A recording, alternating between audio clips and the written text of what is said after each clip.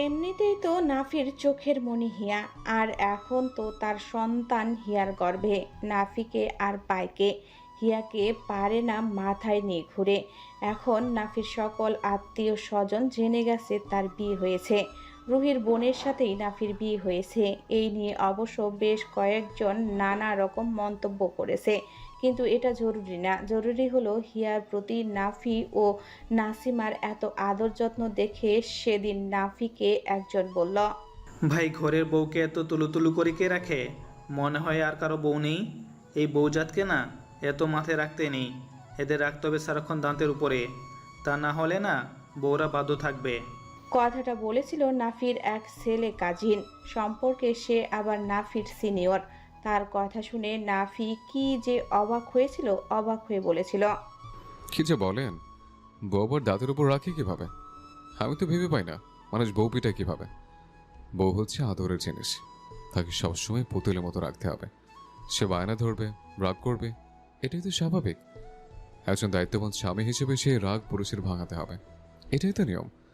এখানে আবার ঝগড়াঝাটি কোত্থেকে আসবে? কেন এবার স্ত্রীকে ঝগড়ার উপরে রাখবো? এত লাই দিলে মাথায় উঠে যায়, কোনো সময় দেখবা ঘাড় মটকে চলে যাবে। সারাদিন যদি খ্যাচ করেন, কারো মোটকে দেওয়াটাই স্বাভাবিক। বিড়বিড় করে নাফি কথাটা বলল, ভদ্রতার খাতিরে সামনাসামনি বলল না, লোকটাকে বলল, শুনুন ভাই, আপনি আপনার স্ত্রীর সাথে কেমন ব্যবহার করবেন সেটা এখন তো আপনার ব্যাপার, কিন্তু জেনে রাখুন, মেয়ে লোক নরম কোমল হয়, এদেরকে যত্নে রাখাই উত্তম। আরেকটা কথা হলো, কথায় আছে, যেমন কুকুর তেমন মুকুর, সর্বোপরি তারাও মানুষ। তো আপনি যেমন ব্যবহার করবেন তেমনই তো পাবেন, তাই না? নাফির কথা শুনে সোহেল নামের ব্যক্তিটি ক্ষেপে গেলেন। তিনি চটে গিয়ে কিছু বলতে যাবেন, তার আগেই কেটে পড়ল নাফি। মূর্খের সাথে তর্কে না জড়ানোই উত্তম। নাফি আছে তার লজিক নিয়ে। স্ত্রীরা পুতুলের মতো, তাদেরকে পুতুলের মতোই রাখতে হবে, যেমনটা সে রাখে তার পুতুল বউ হিয়াকে। সেদিনের কথা মনে পড়তেই হেসে উঠল নাফি। সেদিনের কথা মনে পড়ার কারণ আছে। আজ হয়তো সোহেল আসবে, শুধু সোহেল নয়, নাফিদের আত্মীয় স্বজন যেখানে যারা আছে সকলেই আসবে। নাফির বিয়ের সময় কোনো অনুষ্ঠান করা হয়নি, কিন্তু আজ হবে। হিয়ার পরিবারের সকলেও আসবে। এখানে বাজে 11টা।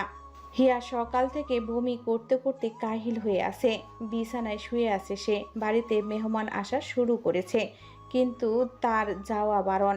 নাফি পই পই করে নিষেধ করেছে নিচে যেতে। না না, কোনো দরকার নেই নিচে যাওয়ার। একেবারে সেজে গুজে পারলে ছাদে যাও। যদি কষ্ট হয়ে যায় তো তাও যাওয়ার দরকার নেই, একটু গুছিয়ে রুমে বসে থাকবে। যার দরকার হবে সে এসে দেখে যাবে। হিয়া অবাক হলো। আশ্চর্য, সব কিছু একটু বেশি বেশি। আর কেউ কি মা হয়নি কখনো, নাকি সেই দুনিয়ার একমাত্র প্রেগনেন্ট মহিলা? হিয়া কিছু বলতে গিয়েও বলেনি তখন। আর বাহিরের লোকজন থাকার কারণে নাফিও বেশিক্ষণ দাঁড়াতে পারেনি ওর কাছে। নাফি চলে যাওয়ার পর থেকেই হিয়া ঘাপটি মেরে শুয়ে আছে বিছানায়। আজ সে কোথাও যাবে না, আর সাজবেও না। শুয়ে থাকতে থাকতে হিয়ার চোখটা লেগে এসেছিল। হঠাৎ একটা শব্দে ও ধরফরিয়ে উঠে বসল। সুখের ঘুম আর কত ঘুমাবি বোন, এবার ওঠ। রুহি শব্দ করছিল খাটের পাশের টেবিলে। হিয়া সেই শব্দে উঠে বসল। ও বসা মাত্রই রুহি বলল কথাগুলো। হিয়ার মেজাজ খারাপ হলো। এমনিতেই ভয় পাইয়ে দিয়েছে, এখন আবার ঢঙ্গের কথা বলছে। যত সব ফাউল। হ্যাঁ, উঠলাম। কিছু বলবে? রুহির সাথে কারো সম্পর্ক একটুকু ভালো হয়নি, বরং খারাপ হয়েছে, বিশেষ করে রাজের সাথে। রাজ এখন নাফির সাথে অনেকটা সহজভাবে কথা বলে। হিয়ার সাথে দরকার ছাড়া বলে না, তবে বললে ভালোভাবেই বলে। রাজ এখন কারোর সাথে মিশে না তেমন। ভার্সিটির ক্লাস শেষে রাজ আজকাল পার্ট টাইম জব করে। মূলত এসবই ভালো লাগে না রুহির। রুহি আগেও যেরকম ছিল এখনও সেরকম। কুকুরের লেজ কখনো সোজা হয় না, এমন প্রবাদের মতো তার স্বভাব একটুকু বদলায়নি। তবে রাজ আর এখন সহ্য করে না এসব। রুহিকে সে সময় দিয়েছে আজ অনুষ্ঠান পর্যন্ত। এর মধ্যে রুহি তার সিদ্ধান্ত রাজকে জানাবে। রুহি রাজের সাথে সংসার করবে, সমস্ত অন্যায় স্বীকার করে হিয়ার কাছে ক্ষমা চেয়ে। আর না হলে রাজের সাথে তার ডিভোর্স হবে, খুব শীঘ্রই হবে। রাজ অপশন দিয়েছে দুটো, যে কোনো একটা রুহিকে মানতেই হবে। এই নিয়ে রুহির আরও ক্ষোভ, আর তার সকল ক্ষোভই হিয়াকে ঘিরে। হিয়ার সাথে খুব একটা কথাবার্তা হয় না রুহির, যতটুকু হয় কাটাছেঁড়া। হিয়া একটুকু ছাড় দেয় না রুহিকে। যেহেতু ওদের মাঝে ভালো সম্পর্ক নেই, তাই রুহির হিয়ার রুমে আসাটা স্বাভাবিক মনে হলো না। আমার সকল সুখ কেড়ে নিয়ে তুই কতটা ভালো আছিস বল হিয়া। তোর ভালো থাকা দেখলে না আমার খুব হিংসে হয়, আমি জ্বলে পুড়ে যাই, বিশ্বাস কর। এখানে বিশ্বাস করার কি আছে? তুমি তো আরো 20 বছর আগে থেকেই আমায় হিংসে করো। সে আমি ভালো থাকি আর না থাকি, এখন কি বলতে চাও সেটা বলো। যদি কিছু বলার থাকে তাহলে যাও এখান থেকে, বলার না থাকলে আমি ঘুমাবো। রুহি হিয়ার পাশে এসে বসলো। হিয়ার চিবুক ধরে বলল, রাজ আমাকে ডিভোর্স দিবে বলেছে। আমি এসব ঝামেলা চাই না হিয়া, আমিও তোর মতো সংসার করতে চাই। হিয়া হতবাক হলো। এ যে ভূতের মুখে রাম রাম, বাবা গো! হিয়া বুঝতে পারলো না রুহি হঠাৎ কেন এসব কথা বলছে। মার্জিয়া আর নাফিসকে ভার্সিটি থেকে বহিষ্কার করা হয়েছে তাই, নাকি জিহাদকে পুলিশে ধরেছে তাই এমন অনুশোচনা? আমাকে ক্ষমা করে দে হিয়া, একটু রাজকে বলবি তুই? রাজ আমাকে বলেছিল তোর কাছে ক্ষমা চেয়ে নিতে, না হলে আজকের দিন পরে আমাকে ডিভোর্স দেবে। তুই আমাকে ক্ষমা করবি? আমাকে দিবি একটা সুযোগ? রুহির মুখটা বেশ বেকুল মনে হলো হিয়ার কাছে। রুহিকে এমন কখনোই দেখেনি হিয়া, কখনো না। তবে কি সত্যি রুহি ভালো হয়ে গেছে? ও সত্যি রাজের সাথে থাকতে চাইছে? হিয়ার বিশ্বাস হলো না, কিন্তু হিয়ার পা ধরে বসলো রুহি। আমাকে ক্ষমা কর হিয়া, একটা সুযোগ দে। আমি ছোটবার থেকে আর আব্বুর কাছেও মাফ চাইবো, আমাকে একটা বার সুযোগ দে। রুহি কাঁদতে লাগলো। হিয়া উপেক্ষা করতে পারলো না সেই কান্না। হিয়া তড়িৎ সরে গেল। রুহির কান্না দেখে ও আকুতি মিনতি দেখে হিয়ার সকল রাগ পানি হয়ে গেল। ওর জায়গায় অন্য কেউ থাকলে পরিস্থিতি বিবেচনায় তারও হয়তো এমন হতো। আচ্ছা ছাড়ো ছাড়ো, এখন আমায় কি করতে বলছো সেটা বলো। আর তুমি যদি মন থেকে অনুশোচনা বোধ করো তাহলে আমার কিছু বলার নেই আর। তুমি সংসার করো রাজের সাথে। চল না নিচে, রাজকে একটু বল তোর কাছে ক্ষমা চেয়েছি আমি। আমি বলে বিশ্বাস করবে না। তুমি বলে বিশ্বাস করবে না কেন? অবশ্যই করবে, যাও বলো গিয়ে। রুহি ফের পা ধরল। দয়া কর একটু, চল না প্লিজ। তুই না গেলেও বিশ্বাস করবে না। অগত্যা হিয়াকে উঠতে হলো। সে ভেবেছিল যাবে না নিচে, কিন্তু রুহির জন্য তাকে যেতে হচ্ছে।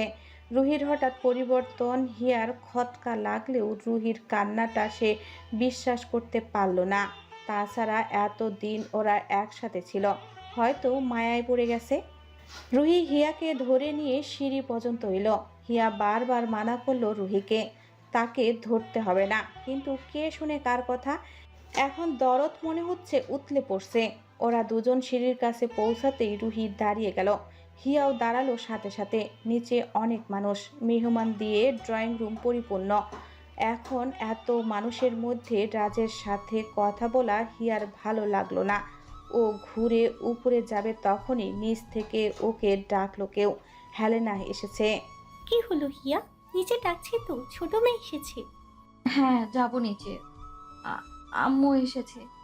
রুহির কথার জবাব দিয়ে হিয়া পা বাড়ালো নিচের সিঁড়িতে।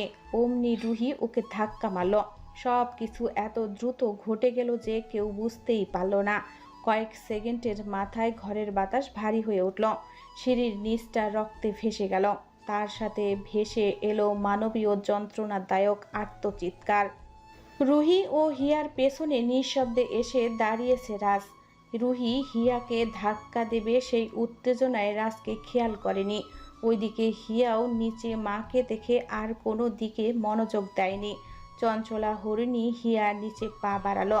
অলৌকিকভাবে রাজ হয়তো কিছু বুঝতে পেরেছিল। ও এক লাফে 2 সিঁড়ি ডিঙিয়ে হিয়ার পাশাপাশি গেল। রুহি নিজেও সর্বশক্তিতে ধাক্কা মারতে নিল হিয়াকে। ঠিক সেই সময় রাজ হিয়ার হাত টেনে নিজের সাথে মিশিয়ে নিল। রুহিও তাল সামলাতে পারল না। হিয়াকে ধাক্কা মারতে গিয়ে নিজেই পড়ল মুখ থুবড়ে। ঘটনার আকস্মিকতায় সবাই কিংকর্তব্য বিমুখ হয়ে গেল। রুহির চিৎকারে ঘরের বাতাস ভারী হয়ে উঠেছে। ওর নাক মুখ দিয়ে রক্ত গড়িয়ে পড়ছে। হিয়া ভয় পেল রুহির অবস্থা দেখে।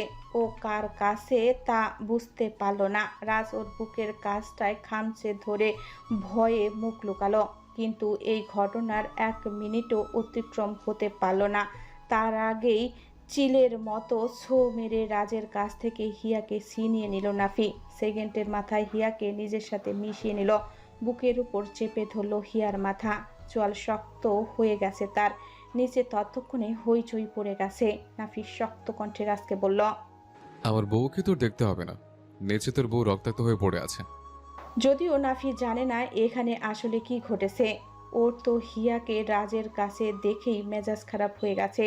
রাজকে কথাটা বলে আবার শান্তভাবে হিয়ার মাথায় হাত বুলিয়ে দিল, আদরে স্বরে বলল, কিছু হয়নি বেব, রিল্যাক্স। রাজ বেশি কথা বাড়ালো না। এখনই নাফির কাছে এক্সপ্লেন করতে গেল না সব, দৌড়ে নিচে গেল সে। ততক্ষণে রুহির ব্যথায় জ্ঞান হারিয়েছে। উৎসবের আমেজে মুহূর্তেই শোক পরিণত হয়েছে। রুহির মা সেখানে উপস্থিত ছিলেন, ওর বাবাও ছিল। যতই রাগ থাকুক, মেয়ের এমন দশায় তারা স্থির থাকতে পারলেন না। রুহির মা ভদ্র মহিলা কান্নায় ভেঙে পড়লেন। রাজ নিচে নেমে রুহিকে পাজা কোলে করে তুলল। ওকে হসপিটালে নিতে হবে এক্ষুনি।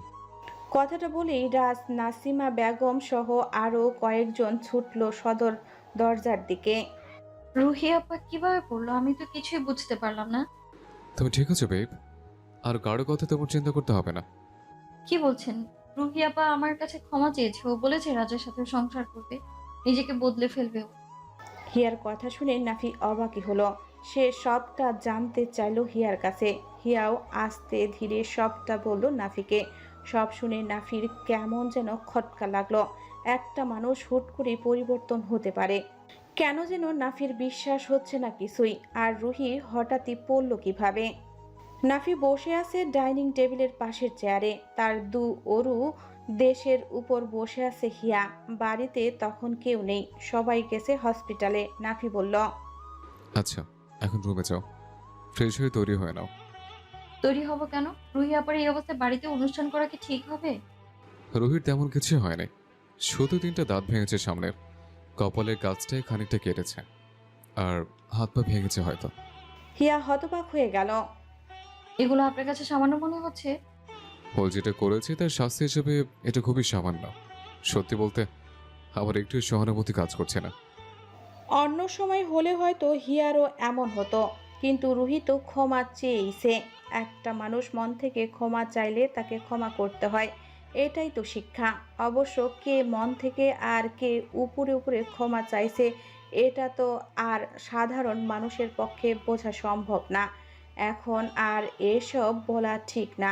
হিয়া 2 হাতে নাফির গলা ও ঘাড় ধরল, নাফির কপালে কপাল ঠেকিয়ে বলল, ও তো ভালো হয়ে গেছে, এমনকি আমার আমার পায়ে ধরে পর্যন্ত ক্ষমা চেয়েছে। দেখুন, মানুষ চাইলেই কিন্তু পবিত্র হতে পারে, যেমনটা রাজ হয়েছে। আমি তোমার মতো এত দয়ালু নই রতুরি। আমার স্ত্রীর প্রতি ওর করা সমস্ত অন্যায়ের কথা আমার মনে আছে, আর থাকবেও। তাছাড়া তুমি বললে না ও তোমার পায়ে ধরেছে, জানো তো অতি ভক্তি চোরের লক্ষণ। আমার কেন যেন বিশ্বাস হচ্ছে না এসব। রুহির করা সবকিছু অভিনয় মনে হচ্ছে। নাফির কথা শুনে হিয়ার মুখ গম্ভীর হয়ে উঠল। সে এত সব জানে না, বোঝে না, তবে তার যে একটুকু অবাক লাগেনি এমনও নয়। এখন যাও, তৈরি হও, সকলে এসে পড়বে আবার। হিয়ার কপালে আলতো ঠোঁট ছুঁয়ে কথাটা বলল নাফি। হিয়া কিছু বলতে যাবে তার আগেই ঘর কাঁপিয়ে নাফির ফোনে কল এলো। ফোনটা নাফির হাতের পাশেই ছিল, তবুও কল এসেছে বিধায় হিয়া উঠতে গেল নাফির কোল থেকে। কিন্তু নাফি এক হাতে ফোন নিয়ে অন্য হাতে হিয়াকে ধরল, আবারও বসলো আগের জায়গায়। হ্যাঁ আম্মু, বলো ওদিকের কি অবস্থা? শিরের কাছে দেখলাম 3টা দাঁত পড়ে আছে। নাফির ফোনে কল করেছে নাসিমা। নাফি কল রিসিভ করে উপরোক্ত কথাটি বলল। রুহির অবস্থা ভালো না, উপরের পাটির 4টা দাঁত ভেঙেছে, আর একটা আছে কোথাও, ঠোঁট কেটেছে, পা সম্ভবত ভেঙেছে, ডান হাত ভেঙেছে, কপাল কেটেছে। আহা, মেয়েটা একটু দেখে শুনে চলবে না? এভাবে হুমড়ে খেয়ে পড়লো। আচ্ছা, ওর জ্ঞান ফিরেছে? নাফির কথার জবাব নাসিমা সহসাই দিলেন না। তিনি চুপ রইলেন খানিকক্ষণ। নাফিও ব্যস্ততা দেখালো না উত্তর জানতে। যাহা হয় হোক, তার কি এসে যায়। এই সহানুভূতি শুধুমাত্র লোক দেখানো। খানিকক্ষণ পরে নাসিমা বললেন, হিয়া কি তোর কাছেই আছে? কেন আম্মু? ভদ্রমহিলা ইতস্তত বোধ করলেন, তবুও তো নাফিকে জানাতেই হবে। রুহির জ্ঞান ফিরেছে। ডক্টররা ব্যথার জন্য ইঞ্জেকশন দিয়েছেন, হাত পা সব ব্যান্ডেজ করে দিয়েছেন, সেই সাথে বলেছেন হসপিটালে ভর্তি না হলেও সমস্যা নেই। তা বেশ তো, বাসায় নিয়ে আসো, মা বাবা আন্টি তো আছেই। নাসিমা আবারও চুপ রইলেন। এতে নাফি বুঝতে পারল নিশ্চয়ই অন্য কিছু ঘটেছে। নাফি চিন্তিত হয়ে বলল, আম্মু, কিছু হয়েছে? রুহির জ্ঞান ফেরার পর থেকে বলছে ও নাকি হিয়াকে ধাক্কা মেরেছে। নাসিমার কথা শুনে নাফির চোয়াল শক্ত হলো। হিয়া তখন ইশারায় বলল। কি হয়েছে? অমনি নাফির রাগটা নিভে গেল। ও আবারও হিয়ার কপালে চুমু খেলো। শান্ত কণ্ঠে বলল, এটা নিয়ে টেনশন করছো তুমি? আমি জানি হিয়া মামুনি কিছু করেনি, কিন্তু রুহির কান্না আর এখানে সমস্ত আত্মীয় স্বজন সবাই রুহির কথা বিশ্বাস করেছে। ও প্রচণ্ড ভেঙে পড়েছে। হয়তোবা এই জন্যই ভুলভাল বলছে। এটাও সমস্যা না। সমস্যা হচ্ছে হিয়ার মাকে আক্রমণাত্মক কথাবার্তা বলেছে ওর চাচিরা। আমি এত করে বোঝানোর চেষ্টা করছি, কিন্তু শুনছে না কেউ। হিয়ার মা নিঃশব্দে কাঁদছেন, যেটা আমার মোটেও ভালো লাগছে না। বড় ছেলে, তুই এখানে আয় না আব্বা। হিয়ার ফোনে কল এলো সে সময়। হিয়া যদিও কোনো কথা শুনেনি নাসিমার, ও নির্বিঘ্নে উঠে গেল ফোন রিসিভ করতে। নাফি মায়ের সাথে কথা বলছে বিধায় খেয়াল করলো না অতটা। আম্মু, রাজ কোথায়? ও কিন্তু তখন উপরে ছিল।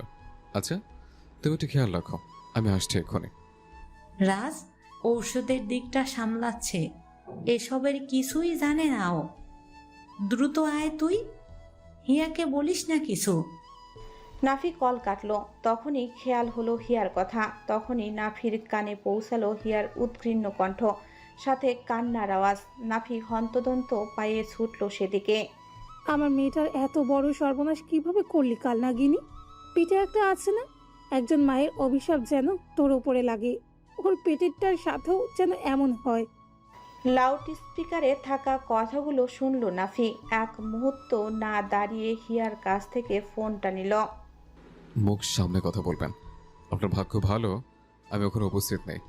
অভিশাপ না দিয়ে শুকর আদায় করুন আল্লাহর কাছে। আমি থাকলে কথা বলার জন্য আপনার জিভটা থাকতো না। কল কাটার আগে ওপাশের একটা কথা নাফি শুনল। হেলেনা কই রে? ওর জামাইয়ের কত বড় সাহস আমার জিভ টেনে ছিঁড়বে। রাত 10টা তখন। ড্রয়িং রুমে গোল হয়ে বসে আছে সকলে। রুহি বসে আছে হুইল চেয়ারে। ওর মুখের অবস্থা বিভৎস, ফুলের ড্রামের মতো হয়েছে। ওকে দেখলে যে কেউ ভয় পাবে। হাত পায়ে মোটা মোটা ব্যান্ডেজ। ও অস্থির দৃষ্টিতে তাকিয়ে আছে হিয়ার দিকে, যেন একটা ঘোরের মধ্যে চলে গিয়েছে ও। বেশ কিছুক্ষণ পর রুহির ঘোর কাটল, তাও রাজের বলা একটি কথায়। আমি রুহিকে ডিভোর্স দিতে চাই। যেই মেয়ে তার অন্তঃস্থিত বোনকে মারতে চায়, আর যাই হোক তাকে নিয়ে সারা জীবন থাকা যাবে না। আজ হিয়াকে মারতে চাইছে, কাল আমার মাকেও মারতে চাইবে, পরশু আমার ভাইকে, তরশু আমাকে। তার চেয়ে আপনাদের মেয়ে আপনারা নিয়ে যান। দুপুরবেলায় নাফি ও হিয়া হসপিটালে যেতে চাইলে রাজি মানা করেছিল ওদের। নাফি আর হিয়া সবে তৈরি হয়ে বের হয়েছে হসপিটালে যাবে, তাই সদর দরজা পেরিয়েছে সবে। ঠিক তখনই নাফির ফোনে কল এলো। ফোন স্ক্রিনে ভেসে উঠল রাজের নাম্বার। কল রিসিভ করতেই নাফি শুনতে পেল ওপাশ থেকে রাজ বলছে, ভাইয়া তোমরা কোথায়? বের হয়েছো বাসা থেকে? হ্যাঁ, কেন? আসতে হবে না তোমাদের। আমি এখানে কোনো মতে সামনে নিয়েছি সব। এটা হসপিটাল, এখানে ঝামেলা করা উচিত হবে না। তার চেয়ে বাসায় আসি, তারপর কথা বলবো সকলে, আর তারপর সবটা খোলসা করব আমি, কেননা ওই সময় আমি ওখানে ছিলাম। এতক্ষণে এত মানসিক চাপে হিয়ার শরীরটা খারাপ লাগছে। রাজের কথার জবাব দেওয়ার আগেই হিয়া নাফিকে চাপা স্বরে বলে উঠল, শুনুন না, আমার শরীরটা ভীষণ খারাপ লাগছে। মন যাচ্ছে না কোথাও যাই, মাথাটা ঘুরছে খুব। আপনি একা যেতে পারবেন না? আম্মুকে আপনি আসার সময় নিয়ে আসবেন প্লিজ। নাফি হিয়ার কথাটা শুনল, তবে ওর কথার জবাব দেওয়ার আগে রাজকে বলল, ঠিক আছে, যাচ্ছি না আমরা। তবে মাকে আর হিয়ার মাকে দেখে রাখিস। ওনাদের অসম্মান হলে আমি কিন্তু কাউকে ছাড়বো না। রাজের সাথে কথা শেষ করে হিয়াকে বলল, ওকে মহারানী, আপনি যা বলবেন। চলুন রুমে চলুন, আপনার সেবায় আমার জান কোরবান করে দিই। আর এটা তো হয়েছে হয়েছে, আর ঢং করা লাগবে না, চলুন ভিতরে চলুন। নাফি হিয়াকে কোলে তুলল। এরপর কোলে করেই সে বাইরে থেকে একদম দোতলায় নিয়ে গেল। সিঁড়ি দিয়ে ওঠার সময় হিয়া কতবার বারণ করেছিল, কিন্তু কে শুনে কার কথা। যেদিন নাফি হিয়াকে রুমে এনে তবেই কোল থেকে নামালো। হিয়াকে দাঁড় করিয়ে নাফি হাঁটু গেড়ে বসলো। হিয়ার উদরে ঠোঁট ছোঁয়ালো, হাত বুলিয়ে দিয়ে বলল, শোনো ছোট্ট পাখি, পাখির বাচ্চা পাখি, তাই তো? ময়না, ছোট্ট ময়না তুমি। আমি তোমার বাবা, তুমি এখনো তোমার মায়ের পেটের ভেতর। তবু তোমাকে আমি অনুভব করি প্রতিটা মুহূর্তে। তাড়াতাড়ি চলে এসো তো, গল্প বলবো আর তোমার ছোট্ট আঙুলটা ধরে হাঁটতে শেখাবো। তবে তোমার মাম্মাম কিন্তু বোকা আছে, জানো? তুমি কষ্ট পাচ্ছ, তোমার মাম্মাম কষ্ট পাচ্ছে, অথচ সে আমাকে করে নিতে বারণ করছে। বলো তো, এটা মানা যায়? তুমি তাড়াতাড়ি এসো ছোট্ট পাখি, তোমার বাবা তোমার অপেক্ষায়। হিয়া চোখ বন্ধ করে নিয়েছে সেই কখন। হিয়া খেয়াল করলো ওর চোখের কার্নিশ বেয়ে এক ফোঁটা অশ্রু গড়িয়ে পড়ছে। নাফি উঠে দাঁড়ালো, হিয়ার কপালে চুমু খেয়ে বলল, ওই বিষয় নিয়ে টেনশন করো না। আমি জানি আমার রোদ্দুরে কিছু করে নাই, কিছু করতে পারে না সে। বাকিটা রাজ আর আমি সামলে নেব। এখন রেস্ট করো, যাও। হিয়া চোখের পানিটা মুছে বলল, আমার ভয় হচ্ছে জানেন। কেন কেন ভয় লাগছে পাখি? এই এত সুখ আমার কপালে সইবে তো? আমার ভয় হয় যদি আমি আপনাকে হারিয়ে ফেলি। পাগলি একটা। আল্লাহ চাইলে মৃত্যু ব্যতীত তোমার থেকে আমাকে কেউ আলাদা করতে পারবে না হিয়া, কোনো কিছুই না। হিয়া আর কিছু বলল না। আত্মীয় স্বজন সবাইকে জানানো হয়েছে এই বিপদের কথা। বাড়ির একটা বউ এমন অসুস্থ, আর একটা বউকে নিয়ে অনুষ্ঠান, এটা দেখতে ভালো লাগবে না বিধায় সব বাদ দেওয়া হয়েছে। বাদ বলতে স্থগিত রাখা হয়েছে। তাছাড়া অধিকাংশ মেহমানরা সকলেই হসপিটালে আছে, বাসায় কেউ নেই বললেই চলে। এমনিতেও নাফিদের আত্মীয় স্বজনের সংখ্যা খুবই কম। সময় কেটে গেল খুব তাড়াতাড়ি। রুহিকে বাড়িতে আনতে আনতে বেজে গেল রাত ৮টা। ওদের আসার কথা শুনে নাফি আর হিয়া ড্রয়িং রুমে অপেক্ষা করছিল। হিয়া দেখল সবার মুখ থমথমে। হোয়ারই কথা, হেলেনা বেগমকে দেখে হিয়া দ্রুত উঠে তার কাছে গেল। হেলেনা বেগম মেয়েটাকে বুকে আগলে নিলেন। সবার সামনেই মেয়েকে আদর করে বললেন, কি হয়েছে মা, আমি আছি তো। হিয়া কিছু বলার আগেই রুহির মা বলে উঠল, রাজ, আব্বা তুমি যেন কি বলতে চাইছিলে? তোমার কথা শুনে যখন চুপ করে গেছি, কিন্তু আমার মেয়েটার এত বড় সর্বনাশ যে করেছে, তাকে আমি কিছুতেই ছাড়বো না। কথাটা যে তিনি হিয়াকে ইঙ্গিত করে বলেছে, এটা নার্সারিতে পড়া একটা বাচ্চাও বুঝতে পারবে। সেখানে উপস্থিত সবাই তো। হেলেনা হিয়াকে নিয়ে সোফার এক কোণায় গিয়ে বসলো। নাফি সোফায় বসে আছে, হাঁটুর উপর ভর দিয়ে 2 হাত মুখে, তার দৃষ্টি অদ্ভুত শীতল, যা ভালোভাবে দেখছে রুহির মাকে। রাজ রুহির হুইল চেয়ারের হাতল ছেড়ে দিল, নাসিমাকে নিয়ে বসলো হিয়াদের পাশেই। রাজ নিজে বসলো নাসিমার পায়ের কাছে। রাজের এই কাণ্ডে হতভম্ব হলো সকলেই। সবাই কেমন ড্যাব ড্যাব করে তাকিয়ে আছে। রুহি নিশ্চুপ, তবে দৃষ্টি হিয়াতে সীমাবদ্ধ। রাজ সকলকে উপেক্ষা করে অত্যন্ত বিনীতভাবে নাসিমাকে বলল, আম্মু, তুমি যদি শোনো আমি কখনো একটা মেয়েকে রেপ করার মতো একটা নিকৃষ্ট ষড়যন্ত্র করেছি, আমাকে কি কি শাস্তি দেবে? এই মুহূর্তে এই কথাটা কেউই আশা করতে পারেনি, কেউই না। সবাই হতবাক হয়ে গেল রাজের কথা শুনে। নাফি এতক্ষণ অন্যদিকে খেয়াল দিয়েছিল। রাজের কথাটা কর্ণকুহুরে পৌঁছানো মাত্রই সে চমকে গেল। কি বলছে রাজ? ও যতদূর জানে, রাজ লাফাঙ্গা বোখাতে হলেও কোনো নারীর সাথে সিরিয়াস বিরোধ নেই। তাহলে কার কথা বলছে ও? নাসিমা বেগম অবাক কণ্ঠে বললেন, কি বলছিস এসব? কি হয়েছে রাজ? বলো না আম্মু, আমাকে কি শাস্তি দেবে তুমি? নাসিমা বেগম আশেপাশে তাকালেন অবাকের রেশ কাটাতে। রাজ কি বলছে, কেন বলছে? ওইদিকে রুহি আঁতকে উঠল। রাজ কি তবে ও সব কথা বলে দিবে নাকি? রুহি মুখ খুলল, ফোকলা দাঁত দিয়ে রাজকে বলল, লাত। রুহির সামনে যে দাঁতগুলো পড়ে গেছে সেখান থেকে কেমন যেন জিহ্বা বেরিয়ে গেল, যার ফলে সঠিক উচ্চারণটা হলো না। অমন একটা থমথমে মুহূর্তে হিয়া রুহির দাঁতের অবস্থা দেখে হি হি করে হেসে উঠল, যদিও তা বেশিক্ষণ টিকেনি। পরিস্থিতির বিবেচনা করে হিয়া গাল চেপে ধরল। রুহি পরে গেল লজ্জায়, তবে এখন ও সব ভাবলে চলবে না। রাত যদি সবাইকে বলে দেয়। রুহি নিজেকে একটু স্বাভাবিক করে ফের বলল। রাজ, এসব কি বলছো? এসব বাদ দাও এখন। রুহি বেশ শান্ত কণ্ঠে বললেও রাজ খেকিয়ে উঠল। এই, একদম চুপ, একদম চুপ। একটা কথা বললে দাঁতের পাটি পুরো ফাঁকা করে দেবো চড়িয়ে। কামরুল হাসান সেখানে উপস্থিত ছিলেন। তার সামনে তার মেয়ের সাথে এভাবে কেউ কথা বলছে, এটা তিনি কোনোভাবে বরদাস্ত করবেন না। কামরুল হাসান চেঁচিয়ে বললেন। রাজ, মুখ সামলে কথা বলো। রাজ আর জবাব দিল না। আবার ও নাসিমা বেগমকে বলল। আম্মু, আমি ঠিক করেছি বিদেশ যাব। কাল সকালে ফ্লাইট। সব তোমাদেরকে না জানিয়ে করতে হলো, এর জন্য ক্ষমা চেয়ে নিচ্ছি। কিন্তু আম্মু, আমি জীবনে বেশ কয়েকটি বড় বড় পাপ করেছি, যার গিল্টি নিয়ে আমি বাঁচতে পারছি না। এই জন্য আমাকে কেউ ক্ষমা করো না। নাসিমা আঁতকে উঠলেন। রাজ বিদেশ যাবে, নাফি সহ বাড়ির সকলেই বেশ বড়সড় একটা শখ খেলেন। রুহি মনে মনে দোয়া ইউনুস পড়তে আরম্ভ করল। তার ধারণা যেন ভুল হয়, ঘুণাক্ষরেও যেন এটা সঠিক না হয়। নাফি এতক্ষণ পরে মুখ খুলল, বলল। রাজ, কি হচ্ছে তোর? বিদেশ যাবি, কার পারমিশন নিয়েছিস তুই? রাজ নির্লিপ্ত ভাবে বলল। ভাইয়া, তুমিও আমাকে ক্ষমা করে দাও। এত পাপের বোঝা আমি আর সইতে পারছি না। এই দেশ, এই বাড়ি, এই শহর, সবকিছু আমাকে আমার পাপের কথা স্মরণ করিয়ে দিচ্ছে বারবার।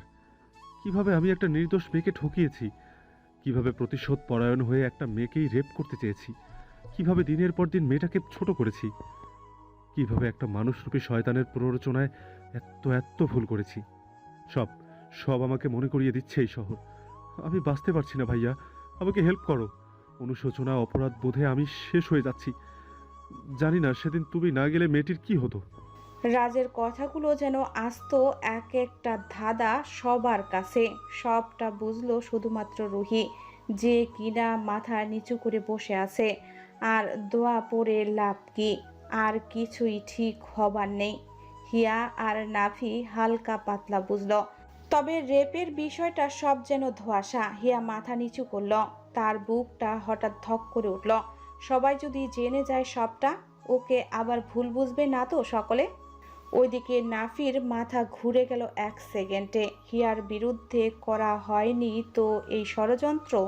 সে গিয়ে বাঁচিয়েছে মানে? নাসিমা ব্যতীত তার জীবনে প্রথম ও শেষ নারী হিয়া, যার সাথে সে দেখা করেছে, কথা বলেছে। তবে কি?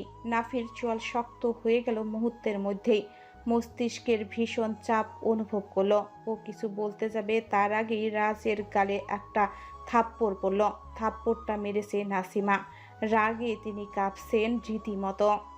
কুত্তার বাচ্চা, জানোয়ার, তোকে আমি এই শিক্ষা দিয়েছি? শেষে কিনা একটা মেয়ের এত বড় সর্বনাশ করেছিস। মারো আম্মু, আমাকে আরো মারো, শাস্তি দাও আমাকে। ও বাড়ির সকলেই হতভম্ব এসব কাণ্ডে। কি হচ্ছে এখানে? কেন হচ্ছে? তা তুমি বিদেশে যাচ্ছ, তাহলে আমার মেয়ে কি হবে? অবশ্য তুমি যে অন্যায় করেছো বলে বলছো, এরপর আমার মেয়ে তোমার কাছে দেবো কিনা সন্দেহ আছে। রাজ ঘুরে তাকালো রুহির মায়ের দিকে, একটু বাঁকা হেসে বলল। সন্দেহের কোনো কারণ নেই। আপনার মেয়েকে আমি ডিভোর্স দিয়ে তবেই যাচ্ছি। রাত 10টা তখন। ড্রয়িং রুমে গোল হয়ে বসে আছে সকলে। রুহি বসে আছে হুইল চেয়ারে। ওর মুখের অবস্থা বিভৎস, ফুলের ড্রামের মতো হয়েছে। চোখের নিচটা কালি হয়ে গেছে। হঠাৎ করে দেখলে যে কেউ ভয় পাবে। হাত পায়ে মোটামোটা ব্যান্ডেজ। ও অস্থির দৃষ্টিতে তাকিয়ে আছে হিয়ার দিকে। আর বাঁচা সম্ভব নয় তা বোঝা শেষ। এতক্ষণে এত কথা, বেশ কয়েকটি কথা তার কানে পৌঁছায়নি। যেন একটা ঘোরের মধ্যে চলে গেছে ও। বেশ কিছুক্ষণ পর রুহির ঘোর কাটল, তাও রাজের বলা একটি কথায়। আমি রুহিকে ডিভোর্স দিতে চাই। যেই মেয়ে তার অন্তঃসত্ত্বা বোনকে মারতে চায়, আর যাই হোক তাকে নিয়ে সারা জীবন থাকা যাবে না। আজ হিয়াকে মারতে চাইছে, কাল আমার মাকে মারতে চাইবে, পরশু আমার ভাইকে, তরশু আমাকে। তার চেয়ে বরং আপনাদের মেয়ে আপনারা নিয়ে যান। আর তাছাড়া আমি যেই অন্যায়গুলো করেছি সবটাই আপনাদের মেয়ের কারণে, ওর প্ররোচনায়। রাজের কথায় সকলে নড়ে চড়ে বসলো। কেউ এখনো জানে না রুহি হিয়াকে ধাক্কা দিতে চেয়েছিল। ড্রয়িং রুমে যেন একের পর এক বোম ব্লাস্ট হতে শুরু করলো। কি বলছে রাজ, এসব কি? সবাই অধৈর্য হয়ে গেছে। কি অর্থ রাজের কথার? নাফি উঠে দাঁড়ালো সোফা ছেড়ে। ও গিয়ে রাজকে উঠালো। মাঝখানে একবার হিয়ার দিকে তাকিয়ে ওকে শান্ত হতে বলল। ইশারায় বোঝালো সে থাকতে হিয়ার গায়ে একটা ফুলের টোকাও পড়তে দেবে না। এরপর রাজকে উদ্দেশ্য করে বলল, এখন পর্যন্ত যে কয়টি কথা বলেছিস সব কিছু এক্সপ্লেন কর, কুইক। রাজ একটা ছোট্ট শ্বাস ছেড়ে বলল, বলছি, যে মেয়েকে নিয়ে রেপের ষড়যন্ত্র করেছিলাম সে আর কেউ নয়, আমাদের হিয়া। শুধুমাত্র এই রুহির কথা শুনে আমি এমন একটা ভুল সিদ্ধান্ত নিয়েছিলাম। বিশ্বাস করো, আমি করতে চাইনি, কিন্তু পরিস্থিতির চাপে পড়ে আমাকে করতে হয়েছে। কিন্তু ভাগ্যক্রমে সেদিন হিয়া বেঁচে যায়। ঠিক সময় তুমি উপস্থিত হয়েছিলে সেদিন। আমাদের বিয়ের পর থেকে হিয়ার সাথে যত অঘটন ঘটেছে সব দায়ভার আমার আর রুহির। তারপর আমার আর হিয়ার বিয়ে হলো। হিংসায় জ্বলতে থাকলাম আমরা। তবে এর ভালো দিক হলো, তোমাদের বিয়ের সাথে সাথে শুরু হলো আমার আর রুহির মধ্যে ঝামেলা। বলতে লজ্জা লাগছে, তবুও বলছি, রুহি আর আমার মাঝের সম্পর্কটা শুধুই নাটক। আমাদের মধ্যে স্বামী স্ত্রীর কোনো সম্পর্ক নেই। আমি কোনোদিন রুহিকে স্পর্শ করিনি। বলতে পারো স্পর্শ করার জন্যই দিনের পর দিন হিয়াকে ছোট করেছি। পুরুষের মন তো নারী দেহের বড় লোভ। আমিও লোভ সামলাতে পারিনি।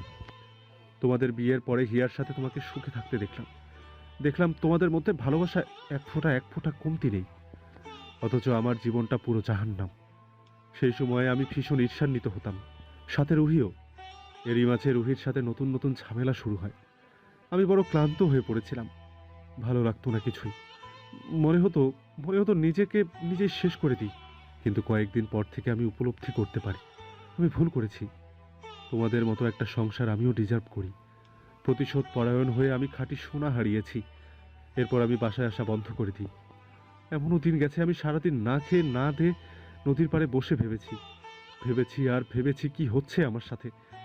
কয়েকদিন লেগে গেল আমার এই প্রশ্নের উত্তর পেতে। শেষে উত্তর পেলাম। তোমরা সুখে আছো, এটা দেখেই আমার শান্তি। আমি নিজেকে পরিবর্তন করলে আমিও এমন হতে পারবো। তারপর তোমার সাথে সেদিন কথা হলো। আমার আরেকটা ভুল ধারণা সেদিন ভেঙে গেল। আমি ভাবতাম মা তোমাকে বেশি ভালোবাসে, তবে তুমি যেসব অর্জন করো তা শুধুমাত্র মায়ের জন্য। অথচ তোমার কথা শুনে আমি বুঝতে পারলাম তুমি যা অর্জন করেছো তা একান্তই তোমার কষ্টের প্রতিফল। তুমি আসলে এসব ডিজার্ভ করো। আমরা এই অবস্থার জন্য নিতান্তই আমি দায়ী। সেদিনের ভুল ভাঙার পরে আমি আরও সচেতন হয়ে যাই। এর মধ্যে রুহি আর আমার সাথে কথাবার্তা সম্পূর্ণ বন্ধ হয়ে যায়। তবুও আমি রুহিকে বোঝানোর চেষ্টা করি, কিন্তু ও শুধরানোর মতো মানুষ নয়। সকালে সিঁড়িতে রুহির আর হিয়ার পাশে আমিও দাঁড়িয়েছিলাম। আমি স্পষ্ট দেখেছি, হিয়া যখন নিচে পা বাড়ালো রুহি ওকে ধাক্কা মারতে নেই। ও হাত বাড়ানোর সাথে সাথে আমি হিয়াকে সরিয়ে নিই, যার দরুন রুহি পড়ে যায়। আর তারপর থেকে সবার জানা সবকিছু। রাজ ধপ করে বসে পড়ল মাটিতে। কয়েক জোড়া অবিশ্বাস ও চাহনি ওর উপর। রুহিও মাথা নিচু করে বসে আছে। রুহির বাবা সহ বাকি সবাই নিস্তব্ধ হয়ে গেছে। হিয়ার চোখ দিয়ে অঝরে অশ্রু ঝরছে। হেলেনাও কাঁদছে। তার মেয়েটাকে নিয়ে এত ষড়যন্ত্র। ওইদিকে নাফির চোখ মুখ রক্তিম হয়ে গেছে রাগে। ও শান্ত অথচ ভয়ঙ্কর দৃষ্টিতে তাকালো রুহির দিকে, এরপর রাজের দিকে। নাফি একবার হিয়াকেও পর্যবেক্ষণ করে নিল। বুঝলাম না তো, ইয়ার পেছনে কেন লেগেছো তোমরা? নাকি রাজ তুমি আমার মেয়েকে ফাঁসাতে চাইছো? রাজ নম্র স্বরে রুহির মাকে বলল, হিয়ার পেছনে লাগার কারণ আমি বলতে পারবো না, তবে এটা বলতে পারি, হিয়ার ক্ষতি করার পেছনে বড় কোনো কারণ নেই। তখনও হিয়া নির্দোষ ছিল। সাথে সাথে গর্জে উঠল রুহি। সামনের ফাঁকা দাঁত নিয়ে খুব কসরত করে বলল, মিথ্যে কথা। হিয়ার পিছনে লাগার কারণ আছে। ও ছোটবেলা থেকে আমার বাবার ভালোবাসার ভাগ বসিয়েছে, যেটা আমার মোটেও ভালো লাগতো না। শুধু ও না, ছোট মাও কম যায় না। আমার তো মনে হয় আমার বাবার ছোট মানের সন্তান হিয়া। আর রাজের সাথে কি সম্পর্ক? রাজ হিয়ার প্রাক্তন ছিল, প্রাক্তন। ও একটা নষ্ট চরিত্রহীনা মেয়ে, যে কিনা ফাসলিয়ে নিজের প্রাক্তনের ভাইকে বিয়ে করেছে। রাজ যা বলেছে সব সত্যি। ইস, কেন যে সেদিন ও কলঙ্কিত হলো না। ইস, কেন যে ও সকালে সিঁড়িতে পড়লো না। আর হ্যাঁ, আমি এসবে একটু অনুতপ্ত নই, কেননা ওর মতো নষ্টা। রুহি কথা শেষ করার আগে একটা শক্তপোক্ত হাত ওর গলা চেপে ধরল। হঠাৎ এহেন কাণ্ডে হকচকালো সবাই। রুহির নিঃশ্বাস আটকে আসার উপক্রম, কিন্তু কেউ আটকালো না একবারও। এমনকি রুহির বাবা মাও নয়, তারা বিশ্বাসই করতে পারছে না তাদের মেয়ে এরকম করছে। এত কিছু ছিল গভীরে। এতদিন তারা বোকার স্বর্গে বাস করেছে। বেশি ভেঙে পড়েছে রুহির বাবা। সেদিন ভেবেছিল তার মেয়ে ভুল করে কথাটা বলে ফেলেছে। অবশ্যই সে এই কাজে অনুতপ্ত, কিন্তু আজ পুনরায় রুহি ওই শব্দগুলো মুখ দিয়ে উচ্চারণ করলো। রুহির বাবা উঠে দাঁড়ালেন, এক পা করে সদর দরজা দিয়ে বাইরে বেরিয়ে চলে গেলেন। তাছাড়া এখনকার যুগে প্রেম ভালোবাসা কোনো জটিল ব্যাপার না। হিয়ার প্রেম থাকতেই পারে।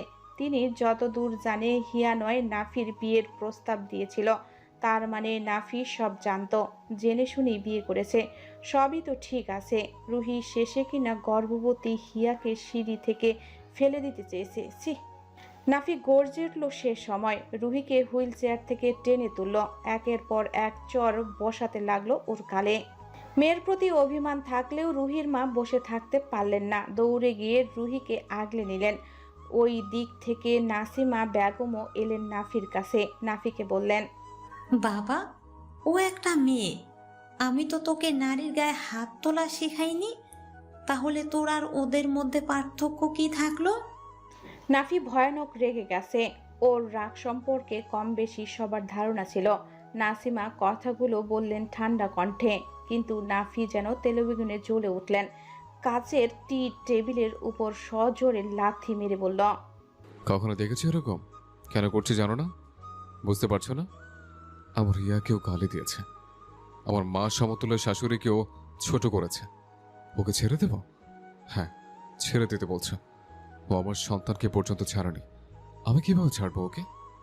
নাফি আবার তেড়ে গেল রুহির দিকে, তবে বাধা দিলেন নাসিমা বেগম। তিনি কান্না বিজড়িত গলায় বললেন, দোহাই লাগে বাপ আমার, মেয়েটা অসুস্থ, মরে যাবে ও। নাফির রাগ কিছুতেই কমছে না। ও নাসিমা বেগমকে সরিয়ে দিল নিজের কাছ থেকে। হাতের কাছে যা ছিল সব ভেঙে ফেল ও। একবার হিয়ার দিকে চোখ বুলিয়ে নিল। হিয়া হেলেনার বুকের উপর কাঁদছে। নাফি আবার তেড়ে যেতে লাগলো রুহির দিকে। ঠিক তখনই নাসিমা বেগম বললেন, ও তো পরের মেয়ে, ওকে শাসন পরে করবি, আগে আমাদের জানোয়ারকে সামলা। ও কি ফিডার খায়? একজন বলল আর রেপ করতে চাইলো। সি, আমার লজ্জা লাগছে। ওর মতো একটা সন্তান আমি 10 মাস আমার গর্ভে টেনেছি। সন্তান তো মানুষ করতে পারিনি, শুধু শুধু পেটটাকেই পচিয়েছি। মায়ের কথা শুনে নাফি রাজের দিকে হলো, এগিয়ে গেল রাজের দিকে। এলো পাথারি লাথি মারতে লাগলো রাজকে। রাজ যদিও এসবের জন্য প্রস্তুত ছিল। রাজ একটা টু শব্দ করলো না, মুখ বুজে নাফির মার খেতে লাগলো। এটাই যে ওর শাস্তি, এটা ওর প্রাপ্য ছিল। একটু মার না খেলে যে রাজ নিজেকে ক্ষমা করতে পারবে না। নাক ফেটে রক্ত ঝরতে লাগলো ওর। যদিও নাফি সেসব কিছুই দেখলো না। ওর মনে শুধু একটা কথাই ঘুরতে লাগলো, রাজ ওর হিয়াকে নিয়ে নোংরা ষড়যন্ত্র করেছে। নাফি রাজকে মারতে লাগলো আর আওড়াতে থাকলো, তুই একটা ক্রিমিনাল, আমার হিয়াকে তুই কষ্ট দিতে চেয়েছিস। নাফির রাগ কিছুতেই কমছে না, আর না তো নাসিমা বেগমের রাগ। তার সন্তান এমন করেছে। কিন্তু খানিকক্ষণ পরে হিয়া মুখ তুলে তাকালো। রাজের অবস্থা দেখে ঘাবড়ে গেল ও। রাজ তখন মেঝেতে লুটিয়ে পড়েছে। নাফি তবু ওকে মারতে উদ্যক্ত হলো। ঠিক সে সময় হিয়া সামনে এসে দাঁড়ালো নাফির হাত ধরে কেঁদে কেঁদে বলল, মারবেন না আর, ও তো মরে যাবে, আর মারবেন না প্লিজ। নাফি কিছু বলার আগেই নাসিমা বেগম শক্ত কণ্ঠে বললেন, মরু, অমর সন্তান আমার দরকার নেই। আজ থেকে জানবো আমার একটাই সন্তান, আমার ছোট ছেলে মরে গেছে। ও তো ভুল স্বীকার করেছে আম্মু, যে ভুল বুঝতে পারে তাকে ক্ষমা করা উচিত। নাফির চোয়াল শক্ত করে রাজের দিকে তাকিয়ে রইল। হিয়া তখন নাফির মুখটা নিজের দিকে ঘুরিয়ে নিল। নাফির থেকে খাটো হওয়ায় তাকে একটু কষ্ট করে 2 পা উঁচু করে এ কাজ করতে হলো। নাফি হিয়ার দিকে তাকালে হিয়া বলল, ওকে ক্ষমা করে দিন। আজ যদি ও না থাকতো তাহলে কি হতো ভাবতে পারছেন? হয়তো আমি বা আমাদের সন্তান কেউই বেঁচে থাকতাম না। নাফি থেমে গেল হিয়ার মুখের দিকে চেয়ে। রাজকে আর আঘাত করলো না, তবে ওর রাগ পুরোপুরি কমেনি। ও আবার বজ্র দৃষ্টিতে তাকালো রুহির মায়ের দিকে, যে কিনা রুহিকে ধরে এখনো দাঁড়িয়ে আছেন। রুহির হাতে পায়ে ব্যান্ডেজ ও দাঁড়াতে পারছে না, আর নাফির মারের কারণে আরও ক্লান্ত হয়ে পড়েছে সে। কিন্তু মুখ ফুটে আর একটা কথাও বলার সাহস পেল না সে। নাফি ওদের দিকে তাকিয়ে নাসিমার উদ্দেশ্যে বলল, আমার চোখের সামনে থেকে ছুটতে পারো আম্মু। আর 1 সেকেন্ড রুহি এখানে থাকলে বেঁচে ফিরতে পারবে না। রুহির মা কাঁদতে কাঁদতে রুহিকে হুইল চেয়ারে বসালো ফের। এরপর হিয়া আর হেলেনার দিকে ফিরে দীর্ঘশ্বাস ছাড়ল, অতপর বেরিয়ে গেল দরজা দিয়ে। নাফি তখনও ফুঁসছে রাগে। ওদের ড্রয়িং রুম আর সেই আগের মতো গোছানো নেই, তা একটা ধ্বংসস্তূপে পরিণত হয়েছে। ভাগ্যিস বাড়ির মেহমানগুলো চলে গিয়েছিল, না হলে আজ কি যে হতো। রাজ বিদেশ গেছে, আজ 3 দিন হয়েছে। রুহি রয়েছে রুহির বাড়িতে। সকাল তখন 7টা। রুহি শুয়ে আছে নিজের বিছানায়। গত কয়েক রাত থেকে সে এভাবেই শুয়ে আছে। না কেউ ওর সাথে কথা বলে, আর না তো কেউ ওর কাছে যায়। শুধু রুহির মা এসে 3 বেলা খাবার দিয়ে যায় আর ঔষধপত্রটা দিয়ে যায়। রুহির দিন কাটছে এভাবেই। এভাবে একাকী থাকা যায়? একাকিত্ব কি ভয়ঙ্কর! এই যে সারা রাত ধরে তার চোখে ঘুম নেই, টানা 4টা রাত সে ঘুমায়নি। নিজের শ্বাসের শব্দেই রাতে জেগে থাকে রুহি। সেটাই এখন ওর একমাত্র সঙ্গী। ওর চিৎকার শুধু ওর কানেই ফিরে আসে, যেন দেওয়ালগুলো বধির। বুকের মধ্যে মাঝে মধ্যে ব্যথা অনুভব করে সে। কিসের ব্যথা তা জানে না রুহি। মাঝে মাঝে চুপচাপ কাঁদে, কাঁদতে কাঁদতে হঠাৎ থেমে যায়, কারণ কেউ শুনলে লজ্জা লাগবে তার, অথচ কেউ শোনেই না। সারাক্ষণ মুখ বুজে থাকা যায়, অথচ রুহির কথা বলার কেউ নেই। তবে যেন সে একা নয়, সে বন্দি নিজের ঘরে, নিজের মাথার ভেতরেই। রুহি নিজেও বাইরে যায় না। ওর ভয় হয়, মনে হয় বাইরের কেউ নেই, শুধু আরেক একাকিত্ব দাঁড়িয়ে, শুধুই নীরবতা আর নীরবতা। রুহি ধীরে ধীরে বিছানা ছেড়ে উঠল, পাশে থাকা হুইল চেয়ারে বসলো সে। একটু মোটামুটি মুখটা স্বাভাবিক হয়েছে, তবুও ফোলা আছে। রুহি এই কয়েকদিন আয়না দেখেনি, আজ এই 7 সকালে রুহির আয়না দেখতে ইচ্ছে হলো। নিজেকে দেখতে খুব ইচ্ছা হলো তার। রুহি ধীরে ধীরে আয়নার সামনে গেল। চোখ তুলে তাকাতেই বুকের ভেতরে কি যেন হলো তার। চোখ মুখ পাল্টে গেল তখনই। কি হলো তার? ঘৃণা, লজ্জা, নাকি অনুশোচনা? না, কোনোটাই না। রুহির রাগ হলো, ভীষণ রাগ। হিয়ার কাছে হেরে যাওয়ার ক্ষোভ হলো তার। রুহি নিজের গালে নিজেই 2-4টা চর মারল। এসব একাকিত্ব, এসব অবহেলা সব সহ্য করে নিত সে। সব। যদি হিয়াকে একটু হারাতে পারত, ওকে যদি নিঃস্ব করতে পারত। ডিভোর্স লেটার রুহির হাতে আসলো এক নিস্তব্ধ বিকেলে। যতক্ষণ না রুহি এটা হাতে পেল, তার 1 সেকেন্ড আগেও ওর মনে ক্ষীণ আশা ছিল রাজ হয়তো তাকে ডিভোর্স দিবে না। রাজেরও ভীষণ রাগ ছিল হিয়ার ওপর। রাজ নিশ্চয়ই ভালো শাস্তে সেদিন ওকে ফাঁসিয়েছে, কিন্তু না, এমন তো কিছুই হলো না। রুহি এখন নিজে হাঁটাচলা করতে পারে মোটামুটি। ও বসেছিল বাড়ির পেছনের দিকে। মোবাইল আর কতক্ষণ চালানো যায়? কেউ তো আর কথা বলে না। ওই মোবাইল নিয়েই সারাক্ষণ পড়ে থাকতে হয়। রুহির বিরক্ত লাগছিল, তাই হাঁটতে হাঁটতে বাড়ির পেছনের দিকে এসেছিল। ঠিক তখনই রুহির মা এলেন এদিকে, হাতে একটা চিঠির খাম। তিনি এসে রুহির সাথে খুব একটা কথা বাড়ালেন না।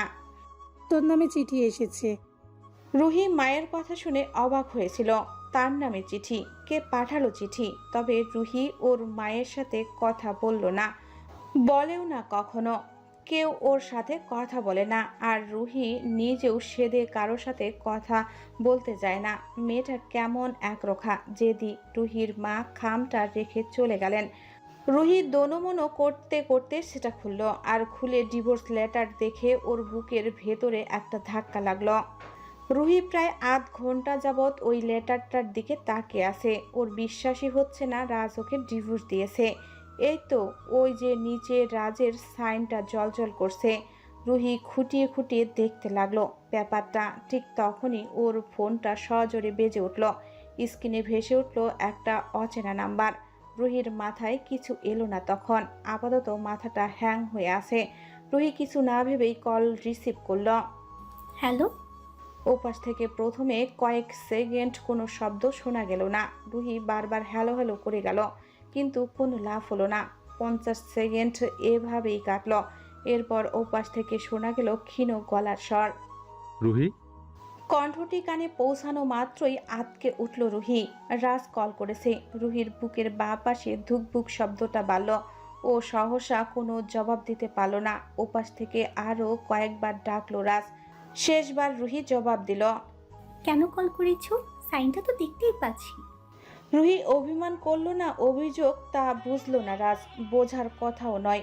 রুহির গলার স্বর এক ফোঁটাও নমনীয় নয়। রাজ বলল, তোমার আর আমার যাত্রা এখানেই শেষ হলো। ভাবলে খারাপ লাগছে ভীষণ। কি অদ্ভুতভাবে ঘটে গেল সবটা।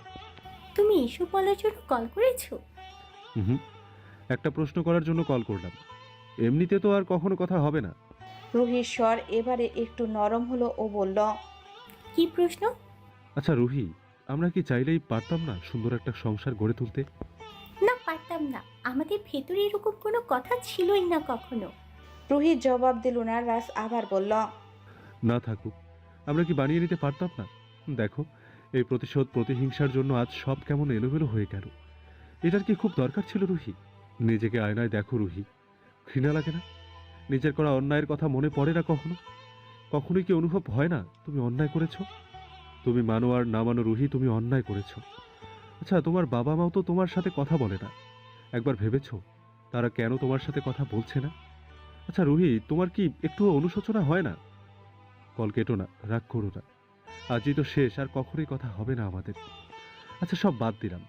হিয়া তো অন্তঃসত্ত্বা, মানলাম ও অন্যায় করেছে, কিন্তু ওর বাচ্চাটা, ও তো কোনো কিছু করেনি। ভাবতে পারছো তুমি একটা খুন করতে চেয়েছিলে? তোমার কতটা অনুতাপ হয় জানি না রুহি, তবে আমার ভীষণ কষ্ট হয়, অনুশোচনা বোধ হয়। এই কথাগুলো কেন বললাম জানো? বললাম তোমাকে শাস্তি দিতে। এতক্ষণ রুহি রাজের প্রতিটি কথা মনোযোগ দিয়ে শুনছিল। তাকে শাস্তি দেওয়ার কথা শুনে সে একটু অবাক হলো। এতক্ষণে ঘোর কাটিয়ে বলল, যেমন? রাজ খুব কঠিনভাবে বলল, তোমার শরীরে যদি একটুও মানুষের চামড়া থাকে, তবে আমার বলা কথাগুলো তুমি একবার হলেও ভাববে।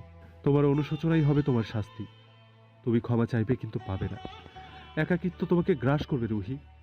তুমি এভাবে কখনোই সুখী হতে পারবে না। রাজের কথার জবাবে রুহি কাট গলায় বলল, আমি কখনোই কারোর কাছে ক্ষমা চাইবো না, কোনো দিনও না। রুহি কল কেটে দিল। যদি না কাটতো শুনতে পেত পুরুষালী দীর্ঘশ্বাসের শব্দ। বুঝতে পারত রাজ তাকে ভালোবাসতে চেয়েছিল। হয়তো বুঝতে পারত রাজ সুখের কাঙ্গাল হয়ে তার ভালো হওয়ার প্রহর গুনছিল। হেলেনা আর নাসিমার দুজনের যত্নে হিয়াকে আর পায়কে। আদুরে মেয়েটি সারাক্ষণ আদরে থাকে, যত্নে থাকে। সেদিনের ঝামেলার পর থেকে হেলেনা হিয়ার কাছেই থাকেন। হেলেনা অবশ্য বলেছিল থাকবে না, কিন্তু নাফি এবং নাসিমা কিছুতেই যেতে দেয়নি। যদিও ও বাড়ি থেকে বেশ কয়েকবার কল এসেছে হেলেনা যেন ফিরে যায়, কিন্তু নাফি আর নাসিমা যেতে দিলেন না। হিয়ার এই অবস্থায় হেলেনার থেকে গিয়ে বেশ ভালো হয়েছে। মেয়েটাকে নিজে যত্ন করতে পারছেন, দেখতে পারছেন, আর কি চায়। রাত নেমেছে ধরণীতে, মাঝরাত তখন। হিয়ার আজকাল ঘুম আসছে না। শরীরে অদ্ভুত এক অবসন্নতা। পেট ভারী হয়ে গেছে আগের চেয়ে। নড়তে চড়তে বেশ কষ্ট হয়। হিয়া বিছানায় শুয়ে শুয়ে এপাশ ওপাশ করছে। দু পায়ে তার বেশ যন্ত্রণা হচ্ছে। পায়ের যন্ত্রণায় ঘুম আসছে না কিছুতেই। হিয়া নিজে নীরবে যন্ত্রণা ভোগ করছে, তবে নাভিকে ডাকলো না মেয়েটা। সে এপাশ ওপাশ করতে করতে উঠে বসলো। নিঃশব্দে বিছানা ছাড়ল মেয়েটা। ভারী পেটটা চেপে ধরে চলল ওয়াশরুমের দিকে। বেশ কয়েক মিনিট পর বের হলো হিয়া। হাঁসফাঁস লাগছে মেয়েটার। হিয়া ওয়াশরুম হতে বের হয়ে দেখতে পেল নাফি নেই বিছানায়। হিয়া খানিকটা অবাক হলো। উদ্ঘৃণ্য হয়ে চোখ বোলাতে লাগলো সারা রুমে। ঠিক তখনই ব্যালকনি থেকে রুমে ঢুকলো নাফি। হিয়া ওয়াশরুম থেকে বের হয়েছে টের পেয়ে নাফি রুমে ঢুকেছে। হিয়াকে উদ্ঘৃণ্য হতে দেখে নাফি দ্রুত ওর কাছে এলো। ময়না, তুমি আমাকে ডাকোনি কেন বলো তো? কতবার বলেছে একা রাতে উঠবা না। হিয়া নাফিকে শান্ত স্বরে বলল, আপনি ঘুমাচ্ছেন বিধায় আর ডাকিনি। তাছাড়া আমার সমস্যা হচ্ছে না তো? হ্যাঁ, সে তো দেখতেই পাচ্ছে। কথাটা বলে নাফি হিয়াকে ধরে নিয়ে খাটে বসালো। যদিও হিয়ার অতটা সমস্যা হচ্ছে না। নাফি সযত্নে হিয়ার পা দুটো উঠিয়ে নিল বিছানায়। হিয়ার বলাও লাগলো না। নাফি হিয়ার পায়ে তেল মাখিয়ে মালিশ শুরু করলো। হিয়া এতে ভীষণ অস্বস্তিতে পড়ে গেল। কেননা নাফি সারাদিন অফিসে কাজ করে, বাসায় যদি একটু রেস্ট নিতে না পারে। হিয়া একটু রাগ দেখিয়ে নাফিকে বলল, আপনি এখন এইসব করবেন? কি সব? এই যে না ঘুমিয়ে এইসব কে করতে বলেছে আপনাকে? হিয়ার কথা শুনে নাফি শান্ত দৃষ্টিতে তাকালো হিয়ার দিকে। বেশ কিছুক্ষণ ধরে তাকিয়ে রইল সে। এরপর কিছু না বলেই আবার নিজের কাজে মন দিল। হিয়ার মসৃণ সুন্দর পা দুটো খুব যত্ন সহকারে মালিশ করতে লাগলো। হিয়া দ্বিতীয়বার আর কিছু বলল না। এরকম তো প্রতিদিনই হয়। হিয়া খুব খেয়াল করে দেখলো নাফিকে। সুদর্শন সেই যুবকটিকে বেশ ক্লান্ত লাগে আজকাল। আচ্ছা, সত্যি কেউ এতটা ভালোবাসতে পারে? নাফি হিয়াকে এমনভাবে ভালোবাসে, মনে হয় হিয়ার শরীরের ব্যথাগুলো হিয়ার আগেই নাফি অনুভব করে। নাফির এত ভালোবাসার মাঝখানে হিয়ার ভালোবাসা কি ঠুনকো হয়ে গেল না? নাফি তার জন্য কতটা কষ্ট করে। নাফি শুধু দিয়েই গেল আর হিয়া শুধু নিয়েই গেল। নাফির দিকে তাকিয়ে থাকতে থাকতে হিয়া এসব অবাঞ্ছিত ভাবনায় ডুবে গেল। হুঁশ ফিরল নাফির ডাকে। রোদ্দুরে কি ভাবছো ময়না? হিয়া দু পা সরিয়ে নিল নাফির কাছ থেকে। হেডবোর্ডের সাথে হেলান দিয়ে পা সরিয়ে দিল। ইশারায় নাফিকে মাথা রাখতে বলল নিজের পায়ের উপর। নাফি বাধ্য ছেলের মতো কথা শুনল, শুয়ে পড়ল হিয়ার কোলের কাছে। হিয়া তখন নাফির মাথার চুলের ভাঁজে হাত ডুবিয়ে দিল। ড্রিম লাইটের আলোয় এই দৃশ্য বড়ই মধুর লাগলো। তুমি বলো, আমি যেন নিজেকে দেখি। তুমি বলো, আমি যেন একটু বিশ্রাম নেই। আমি তখন ভাবি, তোমার এই ক্লান্ত চোখ দুটো রেখে আমি কিভাবে নিশ্চিন্তে ঘুমাই। তুমি তো আমার নিজের সবচেয়ে প্রিয় অংশ। তুমি ভালো থাকলে তো আমিও ভালো থাকি। কিন্তু এই জন্য যে আপনার শরীর খারাপ হয়ে যাচ্ছে, নিজেকে দেখছেন না আপনি আয়নায়? কেমন হয়ে গেছেন আপনি? এসব তো আমার ভালো লাগে না। কেন? কেন ভালো লাগে না? তুমি যে আমার অংশ তোমার মধ্যে ধারণ করেছ, এই ঋণ তো আমি শোধ করতে পারবো না। যদি একটি সেবা যত্ন করে তোমাকে খুশি করতে পারি। খুব যে আমাকে বলছো, তুমি তোমাকে আয়নায় দেখেছ? উফ, আপনার সঙ্গে যে কথা বলে পারবে সে এখনো দুনিয়াতেই জন্ম নেয়নি। ঠিক বলেছি রোদ্দুরি, সে এখনো জন্ম নেয়নি। কথাটা বলে নাফি হিয়ার পেটে চুমু খেলো, আবারও বলল। কেননা সে এখনো এখানেই আছে। হিয়া খিলখিলিয়ে হেসে উঠল নাফির কথা শুনে। নাফি মুগ্ধ নয়নে চেয়ে দেখল সেই হাসি। মা হওয়ার পর হিয়ার সৌন্দর্য যেন বহুগুণ বেড়ে গেছে। শুধুই তাকিয়ে থাকতে ইচ্ছা করে। বহুদিন পরে রুহি বাড়ি থেকে বের হলো। গন্তব্য কথায় তা তার নিজেরও জানা নেই। আজকাল বাড়িতে ভালো লাগে না। সবার মাঝেও রুহি নিজেকে একা মনে হয়, ভীষণ একা। একটু কথা বলার ইচ্ছা রুহিকে ভেতর থেকে কুরে কুরে খায়। নিজের সাথে আর কতই বা কথা বলা যায়। ক্লান্ত লাগে যে। অনেক দিন কেটে যাওয়ার পরও রুহির সাথে কেউ কথা বলে না। কেউ না। এই সময় রুহির মনে হতো কেউ না থাকলেও তার চলবে। সে কেন সেদে সেদে কথা বলবে সবার সাথে? তার কি ঠেকা পড়েছে নাকি? কিন্তু আজকাল মন খুব করে চায় তার সাথে কেউ কথা বলুক, একটুখানি জিজ্ঞেস করুক সে কেমন আছে, কেমন কাটছে তার সময়। কিন্তু আফসোস, তাকে কেউই প্রশ্ন করে না। কেউ একটা কথা বলে না। নিজের বাবা আর না তো নিজের মা। অন্য কারো কথা তো বাদ। ওইদিকে রুহিও কথা বলতে ইচ্ছা করে না সেদে গিয়ে কথা বলতে। সবাই কি ভাববে, কি বলবে, এসব ওকে বেঁধে রেখেছে। বাড়িতে তার দম বন্ধ হয়ে আসছে। চারিদিকে সবুজের সমাহার, মুক্ত বাতাস। শহর থেকে বেশ খানিকটা দূরে চলে এসেছে রুহি, একটা নদীর পাড়ে। বলা বাহুল্য, রাজও এই নদীর পাড়েই আসতো। রুহি বসলো নদীর পাড়ে, যেখানে রাজ বসত। রুহি এক দৃষ্টিতে তাকিয়ে রইল অদূরে। এমনিতে আগে তার এসব নাটক ছাড়া কিছুই মনে হতো না। নদীর পাড়ে দেখে কি মানুষ, কিন্তু আজ রুহির বেশ লাগছে এখানে। হঠাৎ রুহির মনে পড়ল রাজের কথা। রাজের কথাই কি সত্যি হতে চলছে? সে কি সুখী হবে না কখনো? এই কথা মাথায় আসতেই রুহি মাথা নাড়ল। হকচকিত হয়ে উঠল। না, সে কিছুতেই অসুখী থাকবে না। রুহি মাথা নেড়ে এটা বললেও মনের ভেতর থেকে কে যেন ডেকে বলল, তুই তো শেষ হয়ে গেছিস রুহি। একাকিত্ব তোকে আসলে ক্রাশ করেছে। তুই তো বলেছিলি তোর কাউকে লাগবে না, তাহলে আজ তুই এখানে কেন? কেন এসেছিস তুই? তোর তো বাড়িতেই থাকার কথা। তার মানে রাজের কথা সত্যি হয়েছে রুহি? রুহির ধরফরিয়ে উঠে দাঁড়ালো। না না, এটা কিছুতেই হতে পারে না। রুহির চোখ পড়ল নদীর স্বচ্ছ জলে। লাল পাড়ের সাদা শাড়িতে বেশ ভালো লাগছে তাকে। বাসা থেকে তাই দেখে এসেছিল সে, কিন্তু নদীর জলে ভীষণ কুৎসিত লাগছে রুহিকে। নিজের প্রতিবিম্ব দেখে আঁতকে উঠল সে। চোখ দ্রুত অন্যদিকে ঘুরিয়ে নিল, কিন্তু তার আগে কি যেন একটা চোখে পড়ল তার। রুহি ভয়ে ভয়ে তাকালো আবার নদীর পানিতে। রুহি দেখলো তার বিভৎস প্রতিবিম্ব খুব ভয়ঙ্করভাবে হাসছে। রুহি কিছুই বুঝে উঠতে পারল না, কি করবে কি করবে ভেবে সে ছটফট করতে লাগলো। আচমকা তার কানে এলো একটা অদ্ভুত কণ্ঠ। একা থাকার অসুখে জ্বলে মরবি রুহি, না হলে তোকে সকলের কাছে মাপ চাইতে হবে, ছোট হতে হবে সবার কাছে। ও ওই হিয়ার কাছেও তোকে ক্ষমা চাইতে হবে। যদি রাজের কথা সত্যি হয় তবে তোকে সবাই ফিরিয়ে দেবে, তোকে কেউ ক্ষমা করবে না, উল্টো আরো হাসাহাসি করবে। কি ভালোই না দেখাবে বল? রুহি ঘাবড়ে গেল, কি হচ্ছে তার সাথে।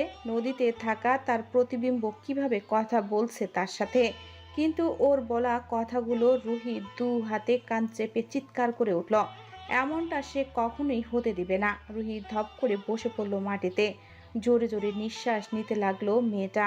চারপাশে তখনও সেই কণ্ঠ ভেসে আসছে। সেখানে বারবার বলা হচ্ছে রুহি হেরে গেছে, তাকে নিয়ে দুদিন পরে মানুষ হাসাহাসি করবে। সেদিন রুহি দ্রুত ওই স্থান ত্যাগ করেছিল, কিন্তু তারপর থেকেই ওর জীবনে নেমে এলো অশান্তি আর অশান্তি। কামরুল হাসান অসুস্থ হয়ে পড়লেন, সংসার ভাগ হলো, রুহির বাবা মা আলাদা হয়ে গেল। যার যার তার আলাদা হওয়ার কারণ রুহি কি কি করেছে এসব সব কিছুই অজানা ছিল মেজো চাচির। তিনি জানতেন হিয়া অসুস্থ, তাই হেলেনাও ওই বাড়িতে আছে। হেলেনাও তো তাই বলেছিল, কিন্তু কিছুদিন আগে সব শুনেছেন তিনি। যেই মেয়ে নিজের বাবাকে এমন একটা অপবাদ দিতে পারে তার কাছে সব কিছুই সম্ভব।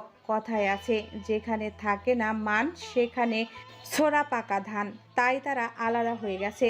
কখন না জানি এসব অপবাদ তাদেরও দেয়।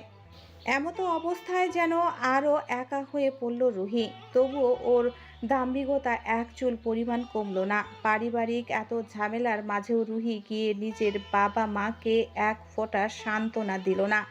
এই যে তাকে নিয়ে হাসাহাসি করবে হয়তো। তাছাড়া ওই ভয়ঙ্কর প্রতিবিম্ব রুহিকে খুব জ্বালাতন করে, কানের কাছে কুমন্ত্রণা দেয় কত কিছুই। বাবা মাকে রুমের মধ্যে কান্নাকাটি করতে দেখে সে, তবুও একবারও সামনে যায় না। রাজ দেশ ছাড়া আজ বহুদিন। ইতালিতে থাকে সে, ভালোই জীবন কাটছে তার। ইতালিতে রাজের একটা বন্ধু আছে, ও মূলত সেখানেই উঠেছিল প্রথমে। এখন অবশ্য একটা জব করে, মোটা অঙ্কের বেতন পায়। বাড়িতে নাসিমার সাথে মাঝে মধ্যে কথা হয় ওর। নাফি হিয়ার খোঁজ নেয়, কিন্তু ওদের সাথে কথা বলার সাহস করে না। যদিও তার জীবনে আর কেউ আসেনি, রাজ ঠিক করেছে তার জীবনে আর কাউকে আসতে দেবে না সে। তার জীবন একা একা বেশ কাটছে, আর ভবিষ্যতেও সে এভাবেই কাটিয়ে দেবে। ড্রেসিং টেবিলের আয়নার সামনে দাঁড়িয়ে আছে হিয়া, তার পেছনেই দাঁড়ানো নাফি। হিয়ার চুল বিনুনি গেঁথে দিচ্ছে। হিয়ার মন খারাপ এখন, মুড সুইং যাকে বলে। হিয়া মুখ গমরা করে চেয়ে থাকলো আয়নায়, এই আশায় নাফি দেখবে তাকে। হিয়ার ভাবনা সত্যি হলো, নাফি দেখলো হিয়ার গমরা মুখ। নাফি হাসলো তা দেখে।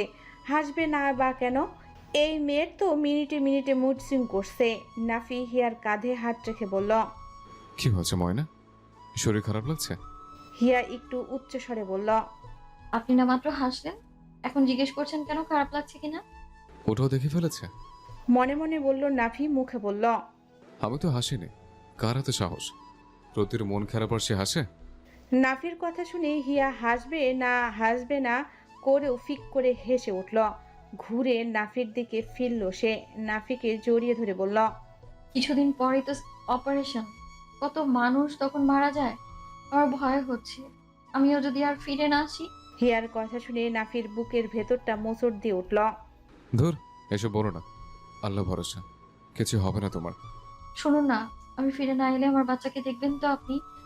আমার মা, আমার মাকে ফেলে দিবেন না তো? হিয়ার এসব আবল তাবল কথা শুনে নাফির মেজাজ খারাপ হলো খুব। ধমকে উঠল নাফি। এসব কি বলছো তুমি? তুমি কি এখন বকা শুনবো আমার কাছে? আর রাগ করছেন কেন? আমি তো এমনি বললাম। আরেকটা কথা বলবো? শেষের কথাটা হিয়া একটু নাটকীয় স্বরে বলল। নাফি গলে গেল হিয়ার হাসি মুখ দেখে। বলো। অপারেশনের সময় তো অজ্ঞান করে নেবে, তাই না? যদি আমার জ্ঞান না ফিরে আমায় ক্ষমা করে দিবেন। হ্যাঁ, আমাদের এটুকু পথ চলায় কত ভুল করেছি আমি, আমায় ক্ষমা করে দেবেন। নাফির কেন জানি বুকটা ভেঙে এলো।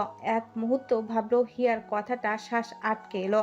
সম্ভব না, হিয়া বিহীন নাফি অসম্ভব। অসম্ভব মানে অসম্ভব। নাফির চোখ বেয়ে অশ্রু গড়িয়ে পড়লো এক ফোঁটা। হিয়াকে বুকে নিল মানুষটা, যেন ছেড়ে দিলেই পালিয়ে যাবে হিয়া। হাসপাতালে নেবো না তোমাকে, সি সেকশন করা লাগবে না, নর্মাল ডেলিভারি করাবো, কোনো অজ্ঞান করা হবে না।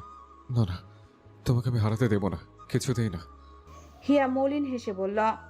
আমার সত্যি ভয় হয় যদি আমি আর না ফিরি। হিয়াকে থামাতে না পেরে নাফি জোরে চেঁচিয়ে উঠল।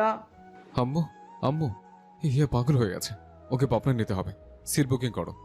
হিয়া হক চুকালো, কি আশ্চর্য। এসব কি? কোন চাপ? আম্মুকে ডাকলেন কেন? আর ওটা কি বললেন? কোনটা? এখন কিছু জানবেন না, তাই না?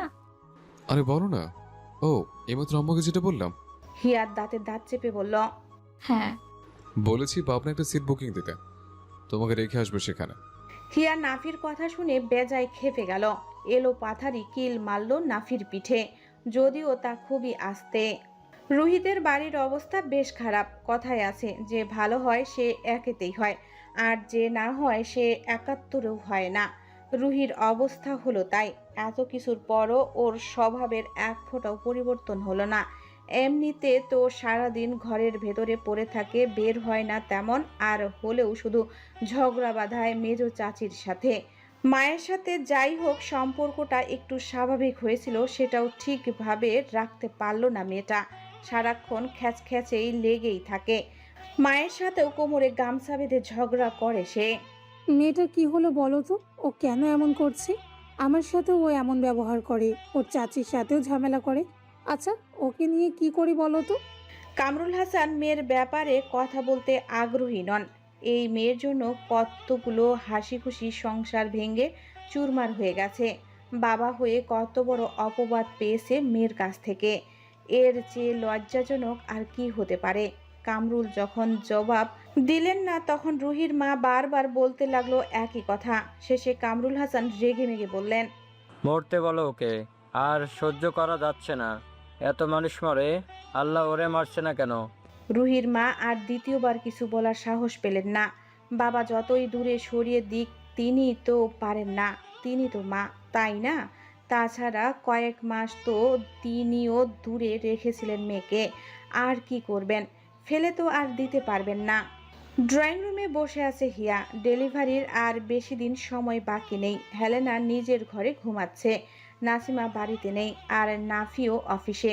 মোটামুটি বাসা পুরো নিরিবিলি। হিয়া টিভিতে কার্টুন দেখছে সোফায় বসে। মেয়েটার পানি পিপাসা অনুভব হলো তখন। অন্য সময় কেউ পাশে থাকলে তাকেই দিতে বলতো পানিটা, কিন্তু এখন হাতের নাগালে কেউই নয় বিধায় হিয়া নিজেই গেল পানি আনতে। ডাইনিং টেবিলের উপর ছিল তা। হিয়া জগ থেকে পানি ঢেলে আবার সোফায় এসে বসলো। গ্লাসের পানিটা খেতে নিল সে। অল্প কিছু পানি খাওয়ার পর হিয়ার পেট কেমন চাপ লাগলো। তারপর হঠাৎই ব্যথা শুরু হলো পেটে। হিয়া চিৎকার করে উঠল। আম্মু! হাসপাতালের অপারেশন রুমের সামনে দাঁড়িয়ে আছে নাফি, নাসিমা, হেলেনা সহ ওই বাড়ির আরও কয়েকজন দাঁড়িয়ে আছে সেখানে। সবাই মোটামুটি স্থির, কিন্তু ছটফট করছে নাফি। চোখ দুটো লাল টকটক করছে, ছোঁয়া লাগলেই যেন রক্ত গড়িয়ে পড়বে। তখন হিয়ার পেন উঠেছিল।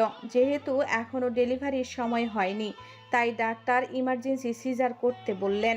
ব্যাস, অনিচ্ছা সত্ত্বেও সি সেকশন নিতেই হলো হিয়াকে। হিয়াকে অপারেশন রুমে নেওয়ার আগে ও সবার কাছে ক্ষমা চেয়েছে। হিয়ার এমন বিপদে ওর চাচা চাচি না এসে পারেনি। নাফির বারবার মনে পড়ছে হিয়ার বলা সেই কথাগুলো। ছটফট করে মরছে ভেতরটা। কেমন আছে তার হিয়া? অবশেষে অপেক্ষার অবসান ঘটল। নাফি দরজার পাশে দেওয়ালের সাথে মাথা ঠেকিয়েছিল। ঠিক তখনই অপারেশন থিয়েটারের দরজা খোলার শব্দ হলো। নাফি হকচকিত হয়ে তাকালো সেদিকে। হৃৎপিণ্ডটা চলছে অস্বাভাবিক গতিতে। ধুকবুক শব্দ যেন দূর থেকেও শোনা যাচ্ছে। নাফি দেখলো দুজন নার্স হাসি মুখে বেরিয়ে এসেছেন। একজনের হাতে তোয়ালা দিয়ে মোড়ানো ছোট্ট কিছু একটা। নাফির বাঁ পাশের ধুকবুকানি আরো বাড়ল। ও বেচারা একটা শব্দও করতে পারল না ভয়ে। শুধু ড্যাব ড্যাব করে দেখে গেল কি হচ্ছে। নাসিমা নার্সদের দেখে সামনে এগিয়ে এলেন। একজন নার্স বলে উঠল, মিষ্টি নিয়ে আসেন, মিষ্টি। একটা পুতুল এসেছে আপনাদের ঘরে, মেয়ে হয়েছে, মেয়ে। সবাই খুশি হলো। খুশিতে আত্মহারা যাকে বলে। প্রথমে হেলেনার কোলে নিলেন হিয়ার মেয়েকে। তারপর সবাই একে একে দেখতে লাগলো। কিন্তু নাফি স্থবিত। তার মেয়ে হয়েছে, পুতুলের মতো মেয়ে। আচ্ছা, পুতুলের মা কেমন আছে?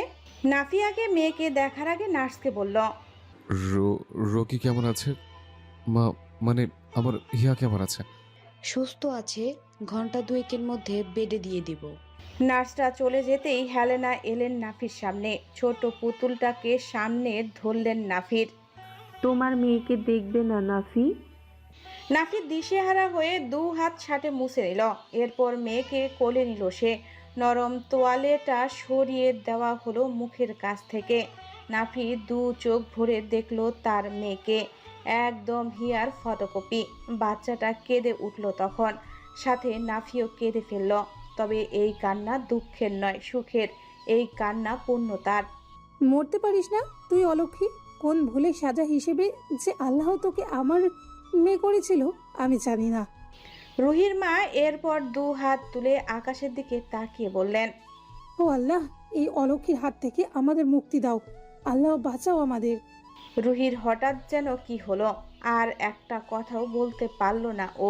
বলার মুখও নেই ওর। শেষ মুহূর্তে এসে কেন শয়তানের ধোকায় পড়ল ও। ওর কালো থাবা থেকে ওই ফুটফুটে বাচ্চাকেও ছাড়ল না ও। হায় আল্লাহ! হিয়াকে হসপিটাল থেকে বাড়িতে এনেছে বেশ কয়েকদিন আগে। রুহি বাড়িতে নিজের মায়ের সাথে জেদ ধরেছিল ও হিয়ার বাচ্চাকে দেখতে চায়। ডিভোর্সের পুরো কথাটা রুহি লুকিয়েছে সবার কাছ থেকে। রাজ অবশ্য নাসিমা বেগমকে জানিয়েছিল। রুহি এখনো নাফিদের বাড়ির বউ, তাই রুহির মা আর না করেনি। এমনিতে রুহি আগের চেয়ে স্বাভাবিক হওয়ার চেষ্টা করছে। রুহিকে নিয়ে রুহির মা এলো হিয়াদের বাড়িতে। রুহিকে দেখে সবাই খুবই অবাক হয়েছিল। কিন্তু ভদ্রলোকের বাড়িতে এসেছে তাড়িয়ে তো আর দিতে পারে না। নাসিমা সাদরে মেহমানদারি করলেন। কাউকে বুঝতে দিলেন না ডিভোর্সের ব্যাপারটা। রুহি এলেও হিয়া কথা বলল না ওর সাথে। একবার ফিরেও তাকালো না ওর দিকে। কিন্তু সবাইকে অবাক করে দিয়ে রুহি হিয়ার পায়ের কাছে বসলো। অনুনয়ের সাথে বলল, মাফ চাওয়ার মুখ নেই, তবুও বলছি ক্ষমা করে দে আমাকে। হিয়া একটুকু বিশ্বাস করলো না রুহির কথা। কেননা এরকম কথা রুহি আগেও বলেছে। হিয়া ইগনোর করলো রুহিকে। রুহি আর হিয়ার সাথে কিছু বলল না। এক প্রকার জোরে টান দিয়ে মেয়েকে কোলে নিতে চাইল। হিয়া কাট গলায় বলল, আমার মেয়েকে ছবি না তুমি, প্লিজ ওর গায়ে হাত দিও না। রুহির রাগ উঠল। ভালোভাবে বলছে, কানে যায় না তাই না? রুহি ইচ্ছে করে সর্বশক্তি দিয়ে বাচ্চাটাকে টেনে নিল। নরম কোমল পুতুলটা ব্যথায় কেঁদে উঠল। বাচ্চার কান্না দেখে হিয়াও চিৎকার করে উঠল। রুহির মা ও হেলেনা এগিয়ে বাচ্চাটাকে কোলে তুলে নিল। দেখতে লাগলেন কথায় লেগেছে। হাতে টান দিয়েছে রুহি। হেলেনা দেখলেন পুতুলের হাতটা লাল হয়ে গেছে মুহূর্তেই। তিনি হাত দিয়ে ছুঁয়ে দেখলেন জায়গাটা। অমনি বাচ্চাটা আরও জোরে কেঁদে উঠল। মেয়ের কান্না কিছুতেই সহ্য করতে পারল না হিয়া। হিয়াও কেঁদে ফেলল ডুকরে। রুহির মা তখনই উপরিক্ত কথাগুলো বলছিল। রুহি একটা কথাও বলল না আর। ধীরে ধীরে বেরিয়ে গেল বাড়ি থেকে।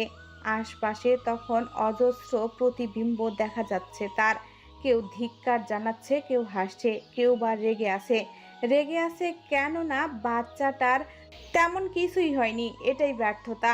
রুহি সেই নদীর কাছে গেল, আবার নদীর পাড়ে বসলো সেদিনের মতো করে। নদীর পানিতে আজও তাকে দেখা যাচ্ছে। তুই এখনো বেঁচে আছিস? ছি ছি, তোর মাও তো তোকে মরতে বলেছে রুহি। মরে যা তুই। তুই বেঁচে থাকলে আর ভালো থাকতে পারবি না, পারবি না ভালো থাকতে। ওই হিয়া জিতে গেছে, ওর বাচ্চার কোনো ক্ষতিই হয়নি। কিন্তু কিন্তু তুই আবার সবার চোখে খারাপ হয়ে গেছিস, আর কখনো ভালো হতে পারবি না তুই। তোর বাবা তোকে ঘৃণা করে রুহি। যা নিজের বাবার কাছে ক্ষমা চা, আর সুযোগ হবে না কিন্তু। রুহি আজ শুনলো কুৎসিত মানুষটার কথা। কুৎসিত, কি আশ্চর্য! আজ যে ওকে মায়াবী লাগছে, কিভাবে সম্ভব এটা? তবে রুহি সেসব দেখলো না। পুরো পৃথিবীটা যেন একটা জাহান্নামে পরিণত হয়েছে তার কাছে। শুধু জ্বলন আর জ্বলন। উফ, একটু বাঁচার জন্য হলেও তাকে মরতে হবে, মরতেই হবে। এভাবে আর যাই হোক বাঁচা যায় না। রুহি উঠে দাঁড়ালো, ফোনে খানিকক্ষণ টাইপ করলো কি যেন একটা মেসেজ সেন্ড করে রুহি ধীরে ধীরে নামতে লাগলো নদীর ঠান্ডা পানিতে। ও যেন সম্মোহনী হয়ে গেছে। সামনের প্রতিবিম্বটা ওকে হেসে হেসে ডাকছে, আর রুহি নিজেও চলে যাচ্ছে সেদিকে। রুহি তখন বুক সমান পানিতে চলে এসেছে। আসলে তুই সিদ্ধান্ত নিয়ে নিয়েছিস? ক্ষমা চাইবি না বাবার কাছে? রুহি জবাব দিল না সেই অদ্ভুত কণ্ঠের। ক্ষমা তো চাইতে গিয়েছিল সে, কিন্তু সবটা শেষ করার পর এমন কেন হলো? ওর কি এই মতলব ছিল? আসলেই ছিল। মা তো বলেই দিয়েছে ও যেন মরে যায়, তাহলে আর বেঁচে থেকে লাভ কি? সাঁতার না জানা রুহি আরও এগিয়ে যায়, পেছনে ফেরার একটুকু চেষ্টা করে না। কিছুক্ষণের মাথায় সে ডুব দিল অথই জলে। পাড় থেকে আর একটুকু দেখা গেল না রুহিকে, শুধু লাল পাড়ের সাদা শাড়িটা ভেসে উঠল অল্প একটু। পুতুলের হাত ভেঙে গেছে। বাচ্চাটার কান্না সহ্য করার মতো নয়। ইস, 15 দিনের বাচ্চা কি ব্যথাই না পেয়েছে। হিয়া আর নাফি যখন হসপিটালে ছোটাছুটি করছে বাচ্চাটাকে নিয়ে, তখন খবর এলো রুহি মারা গেছে। পানিতে ভেসে ছিল ওর মরদেহ। এমন একটা খবর কেউই আশা করেনি, কেউই না। রুহির এই পরিণতি তো হওয়ার কথা ছিল না। আমি ইচ্ছে করেই ছোট বাচ্চাটাকে কষ্ট দিয়েছি রাজ। তোমার কথাই সত্যি হলো, আমি ভালো থাকতে পারলাম না। সত্যি অশান্তির আগুন আমাকে জ্বালিয়ে মারছে। আমি শেষ মুহূর্তেও চেয়েছি হিয়ার কষ্ট, কিন্তু সৃষ্টিকর্তার অসুখ লিখিয়ে রেখেছে। আমি পারবো না ওকে কষ্ট দিতে। বলতেই হয় ভাগ্যবতী মেয়েটা। জানো, আমার হিংসা হয়। এই পর্যন্ত যা করেছি সব কিছুই একটু ভালো থাকার জন্য। আমার আর ভালো থাকা হলো না। তবে আমি জিতবই রাজ, আমি জিতবো। আমি কারোর কাছে মাথা নোয়াবো না, কিছুতেই না। তুমি দেখে নিও, আমি তোমাদের সবাইকে হারিয়ে দিয়ে জিতে যাব। মেসেজটা পড়ার সাথে সাথে রাজ কল করলো রুহিকে, কিন্তু তা বন্ধ দেখলো। বাড়িতে কল করে জানতে পারলো পুতুলের হাত ভেঙে গেছে, হসপিটালে গেছে সবাই। তার কয়েক ঘন্টা পরই রাজ শুনতে পেল রুহি মারা গেছে। ব্যালকনিতে দাঁড়িয়ে কথা বলছিল রাজ। রুহির খবরটা শুনেই ধপ করে বসে পড়ল মাটিতে।